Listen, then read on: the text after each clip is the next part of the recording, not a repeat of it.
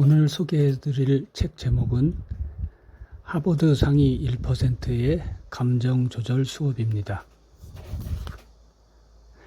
지은이는 장샤오닝, 옮긴이는 주은주, 출판사는 더모던입니다.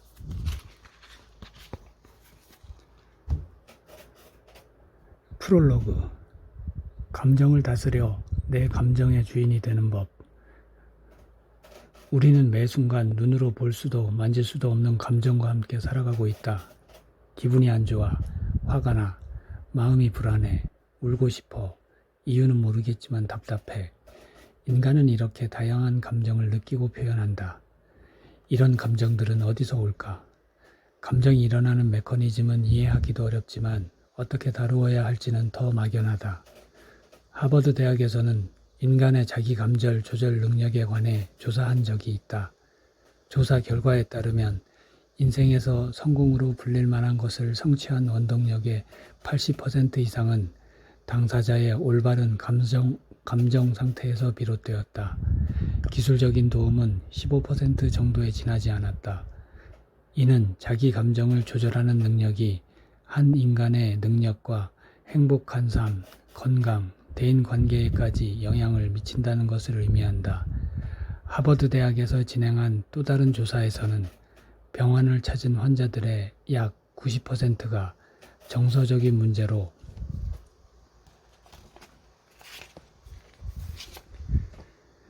병을 앓게 되었다는 결과가 나왔다. 대부분의 암 환자가 가족과 사이가 좋지 않거나 부정적인 감정을 강하게 느꼈고 지나간 일을 후회하고 타인을 원망하는데 인생에 많은 시간을 썼다. 감정은 일종의 에너지다. 부정적인 감정이 장기간 지속되면 몸에서 화학적인 반응이 일어나 정상적인 영양분 흡수를 방해한다. 그리고 신체 기관의 기능이 균형을 잃고 내부의 평형체제가 망가져 각종 병이 생긴다. 우리는 삶 속에 존재하는 스트레스에 조금은 낙천적인 태도를 가져야 한다. 커피를 처음 마실 때는 씁쓸한 맛을 좋아하지 않았지만 어느새 쓴맛 뒤에 따라오는 향기를 즐기게 되지 않았던가. 이렇게 커피를 음미하듯 스트레스를 받아들이다 보면 쓴맛 뒤에 감춰진 보물을 발견할 수 있을 것이다. 사실상 대부분의 고통은 나를 한 뼘 더 성장하게 한다.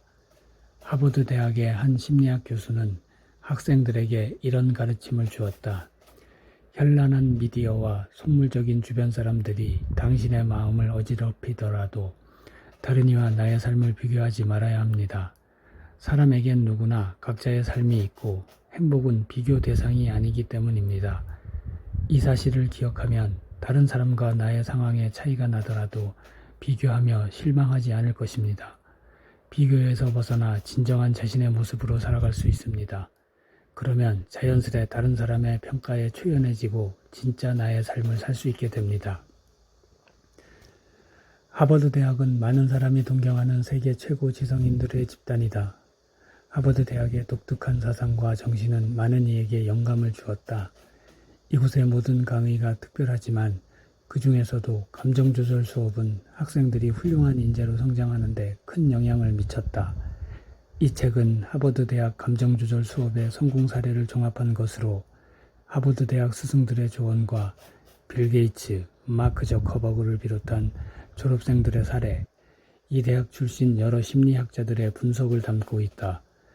생생한 사례를 통해 부정적인 감정이 생기는 원인을 밝히고 문제점을 분석해 감정을 조절하는 가장 효과적인 방법을 제시한다. 만약 지금 부정적인 감정에 시달리고 있고 거기서 벗어날 방법을 찾고 있다면 이 책을 펼쳐보자. 부정적인 감정을 다스려 나를 지키는 방법과 묵은 생각의 틀을 깨는 방법, 스트레스와 분노를 새로운 에너지로 바꾸는 방법 등을 배움으로써 감정의 굴레에서 탈출하게 될 것이다. 또한 책을 덮었을 때쯤엔 마음이 아주 홀가분해지고 앞으로 내 감정의 주인이 되어 자유롭고 행복한 인생을 살아갈 수 있다는 자신감이 생길 것이다.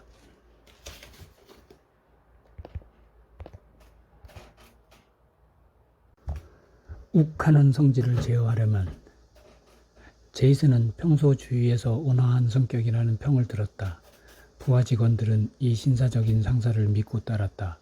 그런데 어느 날 회의 중에 한 여직원이 자신의 의견에 격앙된 말투로 반대하자 그는 버럭 화를 냈다. 회의에 참석한 사람들은 여직원에게 삿대질을 하며 거칠게 구는 제이슨의 모습에 크게 놀랐다. 아니나 다를까 여직원은 그 일을 회사 고위 임원에게 고발했고 그는 코앞으로 다가왔던 승진 기회를 날리고 말았다. 혹시 당신에게도 제이슨처럼 욱하는 성질이 있는가?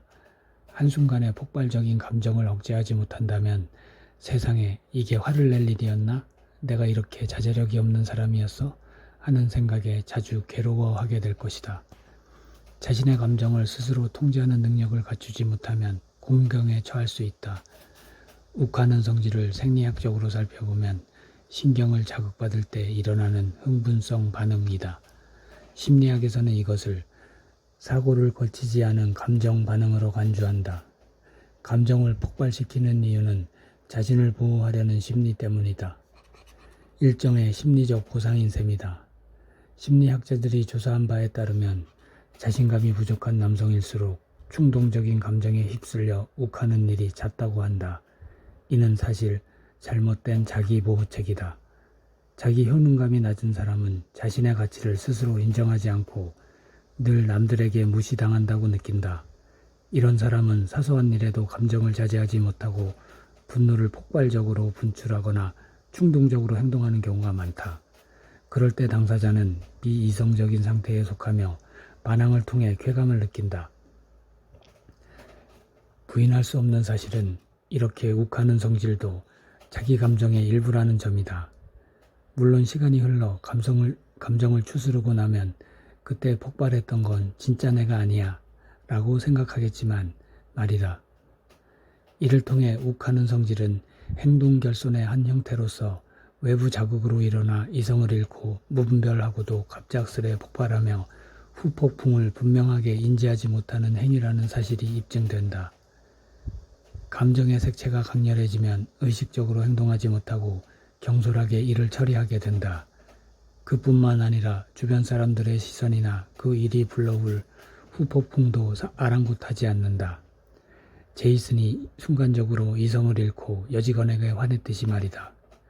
만약 제이슨이 자신의 감정을 조절했다면 좋은 평판을 유지했을 것이고 승진도 했을 것이다.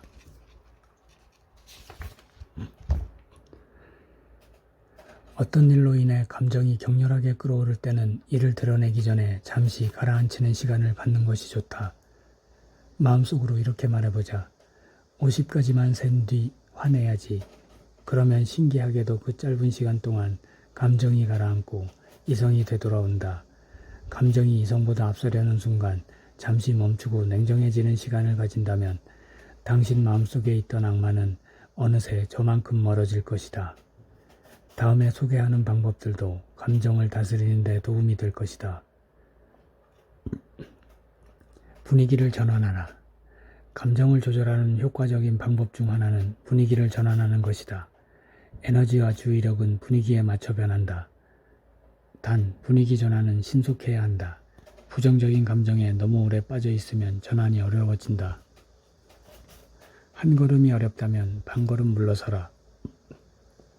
누군가와 다투게 되는 원인은 대부분 사소한 일이다. 냉정하게 바라보면 다툴 일도 아니다.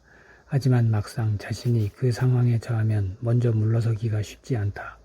이때 포기하지 말고 내가 할 수 있는 일을 해보자. 한 걸음이 아니라 반 걸음만 물러서 보는 것이다. 그러면 나중에 꼴사납게 후회하는 것을 피할 수 있고 감정을 조절하겠다는 목적도 이룰 수 있다. 솔직하게 대화하라. 감정적으로 얽힌 상태가 있다면 생각과 느낌을 차분하게 나눠보자. 만나서 대화하기가 껄끄럽다면 SNS나 이메일로 소통해도 좋다. 내 욱하는 성질로 인해 상대가 상처받았다면 진심 어린 사과를 하는 게 우선이다. 그런 다음 상대의 말을 열린 마음으로 들어준다. 이렇게 솔직하게 마음을 주고받으면 오히려 이전보다 관계가 더 좋아질 수도 있다. 운동으로 감정을 해소하라. 하버드 대학 심리학자들은 감정을 해소하는 가장 효과적인 방법으로 운동을 꼽았다. 특히 등산, 수영, 달리기 등 체력을 많이 소모하는 활동이 효과적이다. 스스로 감정을 조절하기 어렵다고 느낄 때는 운동하러 가자. 들끓던 감정이 땀과 함께 몸 밖으로 배출될 것이다.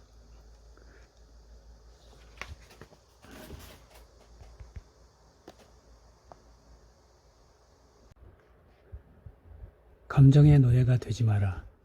마지막 입세로 잘 알려진 미국의 소설가 오 헨리가 친구와 함께 마트에 갔을 때의 일이다. 물건을 계산하면서 오 헨리는 점원에게 공손한 말투로 고맙습니다 라고 인사했다. 그러나 점원은 무표정한 얼굴로 대꾸도 하지 않았다. 참 예의 없는 점원이군. 서비스 태도가 아주 엉망이야. 마트 밖으로 나가며 친구가 투덜거렸다. 이에 오 헨리는 어깨만 으쓱했다. 매일 오후에 가면 항상 저 모양이더라고.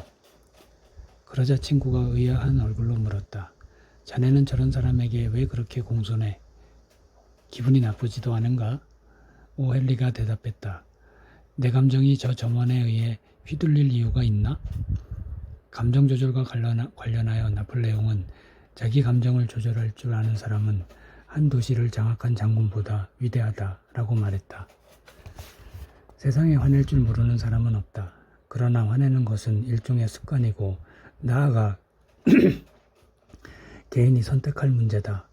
오 헨리가 점원이 무뚝뚝하게 굴든 말든 상관하지 않고 늘 공손하게 인사한 것은 상대의 감정에 따라 내 태도를 바꾸는 것으로 품위를 손상하고 싶지 않았기 때문이다.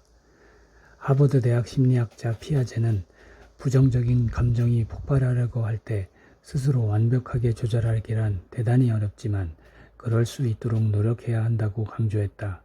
분노를 발산하려고 다른 사람에게 화내는 것은 미련한 짓이다. 차라리 웃어버리거나 운동, 취미활동 등을 하는 것이 좋다. 하버드 대학 전 총장을 지낸 드루 길핀 파우스트는 분노가 이성의 촛불을 끄면 인류는 암흑 속에 빠진다 라고 했다. 하버드 대학 출신인 심리학 교수 레드포드 윌리엄스 박사는 분노가 죽인다, Anger Kills 라는 책을 다른 학자와 공동 집필하기도 했다. 하버드 대학에는 심리훈련 프로그램이 매우 많다. 그 중에서도 중요하게 분류되는 프로그램이 바로 분노 관리에 관한 것이다. 그 이유는 분노가 항상 돌발적인 상황에서 일어나고 일상생활에서 가장 대처하기 어려운 감정이기 때문이다. 감정을 잘 다루려면 어떻게 해야 할까? 다음 내용을 살펴보면서 현재 나를 화나게 하는 일이 정말 화낼 필요가 있는 일인지 판단하고 현명하게 생각하고 말하는 방법을 알아보자. 이 일이 화낼 만큼 중요한 일인지 파악한다. 가끔 눈앞에 벌어진 일로 인해 화낼 필요가 있는지 스스로 판단할 수 없을 때가 있다. 그럴 때는 내일도 이 일 때문에 화를 낼까 하고 가정해 본다. 화내는 것이 적절한지 알아본다. 친구와 가족에게 자신의 상황을 설명했을 때 그들도 같은 반응을 보일지 예상해 보거나 직접 물어본다. 화내서 달라질 수 있는 일인지 생각해 본다. 교통체증, 갑자기 내리는 비, 내 말을 도중에 자꾸 끊는 사람 등은 확실히 사람을 짜증나게 한다. 내가 어쩔 도리가 없는 일들로 화내는 건 에너지 낭비다. 하지만 내 힘으로 해결할 수 있는 일이라면 적극적으로 개선에 나서자. 내가 화나는 이유를 미리 파악한다. 체중 때문에 놀림을 당해 화가 울컥 치미는가? 상사가 야근을 당연하게 강요하는 바람에 화를 참지 못하겠는가? 이처럼 자신이 무엇 때문에 화나는지 그 이유를 파악하고 다음에 같은 일이 또다시 일어나면 어떻게 화를 가라앉힐지 미리 방법을 생각해 둔다. 타인이 아닌 내 사고방식에 분노의 원인이 있음을 안다. 쉽게 분노하는 사람들 대다수는 무턱대고 남 탓을 하는 버릇이 있다. 그러나 이들이 실제로 화를 주체하지 못하는 이유는 지나치게 부정적인 사고방식 때문이다. 이들은 자신을 화나게 하는 상황을 떠올리기만 해도 분노를 참지 못한다. 분노의 원인이 자신의 사고방식에 문제가 있기 때문이라는 것을 깨닫고 인정한다면 책임지고 감정을 조절할 수 있다. 잠시 열을 식힌 뒤 차분하게 이야기한다. 분노라는 아주 강렬한 감정은 종종 이성을 잃게 한다. 분노가 한번 일면 인간은 뒷감당하기 어려울 만큼 이를 심각하게 만든다. 분노할 때는 제멋대로 말이 튀어나오고 결국 평생 후회할 일을 만든다. 그러므로 화가 날 때는 하고 싶은 말이 있어도 우선 입을 꼭 닫자. 그리고 잠시 열을 식힌 뒤 차분하게 이야기하는 것이 좋다.